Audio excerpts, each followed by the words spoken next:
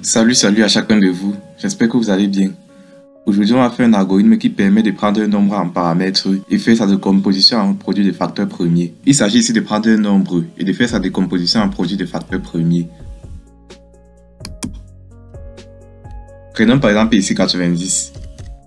Voilà, 90 égale à 2 fois 3 au carré fois 5 fois 1. On veut prendre un nombre et faire sa décomposition en produit de facteurs premiers, de manière à ce que ça s'affiche sur cette forme ici. Donc pour cela, on va donc créer un nouveau projet. Je passe sur tout. Bon, et puis ne pas enregistrer, c'est mon algorithme. On va donc commencer par déclarer nos variables. Ici, on aurait trois variables. On aurait la variable grand N2, qui serait du type nombre. La variable grand N ici représente le nombre dont on peut faire la décomposition en produit de facteurs premiers. Maintenant, on aurait la variable diff. La variable diff qui est du type nombre. Diff ici représente un diviseur. Comme d'abord dans le cas, on a vu 90 égale à 2 fois 3 au carré fois 5 fois 1. Donc dans le cas là, 90, le 2, le 3, le 5, là, ça représente ici les diviseurs. Dans la décomposition en produit de facteurs premiers. Puissance est du type nombre. Puissance ici représente la puissance d'un diviseur. Comme dans le cas, on avait 5 exposant 1 fois 3 exposant 2 fois 2 fois 2 exposant 1 fois 1. Puissance représente donc ces exposants là. Je passe dans le début algorithme. Je vais agrandir. On va donc commencer par demander à l'utilisateur d'entrer le nombre. Donc on aura ici là affiché message. Entrer un nombre. Voilà, ce qu'il faut faire maintenant, c'est lire le nombre. Notre nombre ici c'est grand N. Maintenant, ce qu'il reste à faire, c'est afficher le message. Je vais d'abord mettre un caractère de retour à la ligne. Anti-CHN. Le nombre. Et affiche ici le nombre. Afficher variable, afficher N2. Voilà, le nombre N est. On affiche encore un message. Le nombre N égale. Voilà, il peut se passer comme ça. Maintenant, je vais utiliser ma boucle itérative bornée. Ma boucle pour. Donc, pour diff allant de 2 à N2. Pardon, diff allant de 2 à N2. Maintenant, si N, je vais utiliser ma structure conditionnelle ici. Structure conditionnelle ici. Si N modulo diff égale à 0. Diff ici là c'est une variable qui va donc varier de 2 à N2.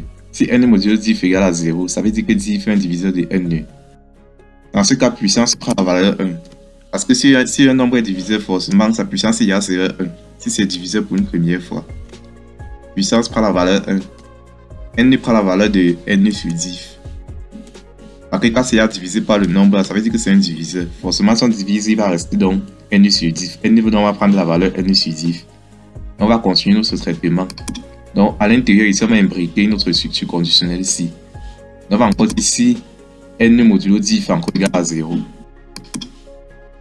Si le N sur diff, c'est là, modulo diff égale encore à 0. Donc, ça veut dire que le diviseur là, il y a double. Donc, forcément, sa puissance va s'incrémenter. Alors, comme je disais, puissance, on va prendre la valeur puissance plus 1. N va encore prendre la valeur N sur diff. Et chaque fois qu'il va se diviser par son diviseur, il va prendre la valeur N sur diff. Maintenant, à ce niveau, maintenant, il faut que j'affiche maintenant. Comme ici, j'ai affiché entrer un nombre. Le nombre N égale. Maintenant, il faut que j'affiche dans la décomposition à produit des facteurs premiers que ça a produit. Je vais afficher la variable ici, là. Il va afficher ma variable diff. Ici, là, maintenant, après, il va afficher mon message. Ça va faire diff exposant. Maintenant, ce qu'il reste à faire, c'est d'afficher la puissance. D'afficher dans la variable puissance. Et maintenant, il affiche encore notre message. Le message ici, ça serait étoile. Il va se passer là. Donc, diff exposant puissance fois. Pour la variable, comme c'est une boucle ici, comme on est dans une boucle, ça va encore faire fois diff exposant puissance. Avec bien sûr, diff qui varie de 2 à N. Et puissance qui va s'incrémenter si on tombe encore sur ce même diviseur là. Dans N modulo diff égale à 0. Donc, si on tombe sur ce même diviseur, la puissance doit s'incrémenter. Et au fur et à mesure, N va prendre la valeur N sur diff. Mais à la fin de la boucle pour, ce qui me reste à afficher, c'est d'afficher la variable N. Et vous savez, à la fin, N va forcément prendre la valeur 1. À la fin de cette boucle, N va prendre la valeur 1. Donc, j'affiche ma variable dans N, grand N. Maintenant, ce qui reste à faire, c'est tester l'algorithme. En effet, ici, il y a une parenthèse. Il faut que j'enlève une parenthèse. Je vérifie dans le code. Pas d'erreur. Je teste l'algorithme. Je lance l'algorithme. Je vais entrer mon nombre 90. Voilà. Le nombre 90 égale 2 exposant 1 fois 3 exposant 2 fois 5 exposant 1 fois 1. Et si on calcule bien, ça va effectivement donner 90. Bon, l'algorithme a donc ici bien fonctionné. Ce qui me reste à faire, c'est d'aller traduire le langage C dans CodeBlocks. Voilà, j'ouvre dans mon logiciel CodeBlocks. Je peux créer un nouveau projet. Console Application. Langage C. Fichier tuto ici sur mon répertoire habituel. Je peux nommer mon projet ici un facteur premier. Je nomme mon projet facteur premier. Voilà. Next. Finish. Voilà, j'ouvre mon fichier source main.c. Voilà. À ce niveau, je vais traduire ligne par ligne. Voilà, AlgoBox, on n'a même pas enregistré. On pouvait enregistrer dans AlgoBox. Je peux aussi enregistrer mon fichier dans AlgoBox. Je passe sur sauver. Je peux tout nommer facteur premier, il n'y a pas de problème. Bon, je vais choisir mon répertoire habituel, qui est fichier tuto. Voilà, j'enregistre donc facteur premier. J'enregistre dans le répertoire fichier tuto, mon répertoire habituel. Voilà. L'extension c'est .alg. Maintenant, je vais traduire ligne par ligne. Je vais traduire ligne par ligne ici. Je vais commencer par déclarer mes variables. Div et puissance. Je commence par entrer le nombre. J'affiche le message entre un nombre. Voilà, je vais donc lire mon nombre. Instruction de lecture à langage C, scanf. Voilà, modulo D, comme c'est un entier. Ici la virgule, je mets le E. Et je mets grand N, qui est mon nombre. Je finis avec le point virgule. J'affiche maintenant celui-ci. Ici, je peux faire une écriture formatée à langage C. Ici, on met en printf. Printf anti/ne.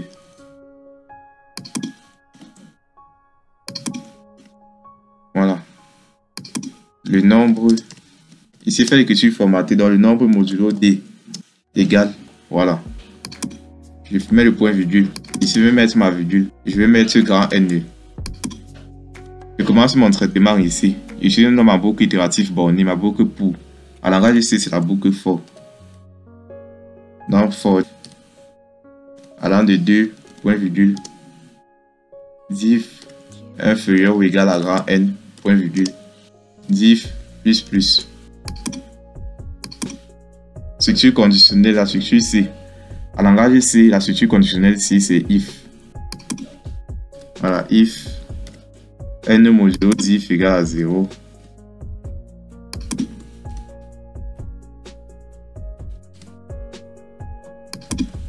Voilà, puissance prend la valeur 1. Donc, mes puissance égale 1. Je avec le point virgule.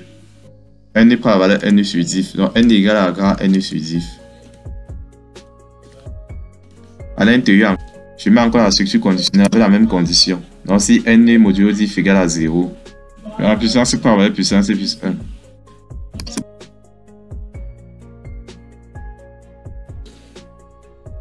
N prend la valeur n sur div. Donc, n égale à grand n sur div. Il faut savoir l'instruction puissance par valeur puissance plus 1. On peut encore écrire ça de cette manière, puissance plus plus. On dit qu'on a incrémenté la variable puissance. J'ai ainsi fini ici. Je suis à ce niveau, afficher div. Juste après ici, je peux écrire directement. Voilà, je vais mettre ici, je vais faire ici une écriture formatée. Je vais dire modulo D exposant. Modulo D exposant modulo D. Étoile. Voilà. Ici en même temps, j'affiche les variables concernées. La première variable concernée ici, là, c'est div. La deuxième variable concernée, c'est PCE. Je mets PCE ici. Et je finis avec le point virgule. Je sors maintenant de la boucle. Je sors de ma boucle for et j'affiche ma variable N2. Et ici, il va afficher N2. Donc ici, ça serait printf. Printf, mais ici modulo D. Donc j'ai ainsi fini aisément de traduire ligne par ligne mon algorithme à langage C. Ce qui me reste à faire maintenant, c'est de lancer la simulation. Pour cela, il faut d'abord que je teste le code et vérifie. Je pars donc sur build. Je teste, il y a une erreur à ce niveau. À ce niveau, c'est petit s, c'est non grand S. Je reteste dans le programme. Voilà, il n'y a plus d'erreur. Je peux agrandir pour que ça soit plus visible. Voilà, plus d'erreur. Ce qui me reste à faire, c'est de lancer la simulation. Je pars sur Run. On a lancé 90 toujours. Voilà, ça affiche exactement ce qu'il faut. Donc la traduction ici a bien fonctionné. Donc tout ainsi est bon pour ce projet. Donc c'était ainsi tout pour ce projet qui consiste à faire la décomposition en produit de facteurs premiers d'un nombre. Si vous avez aimé ou appris des choses, merci de partager cette vidéo pour en faire bénéficier aussi les autres. Et n'hésitez pas à lâcher un pouce bleu, ça aide vraiment, ça fait plaisir. Et abonnez-vous ainsi à ma chaîne afin qu'on continue très bientôt dans un nouveau projet. Et je vous dis donc à très bientôt à vous. A plus, c'était Freddy.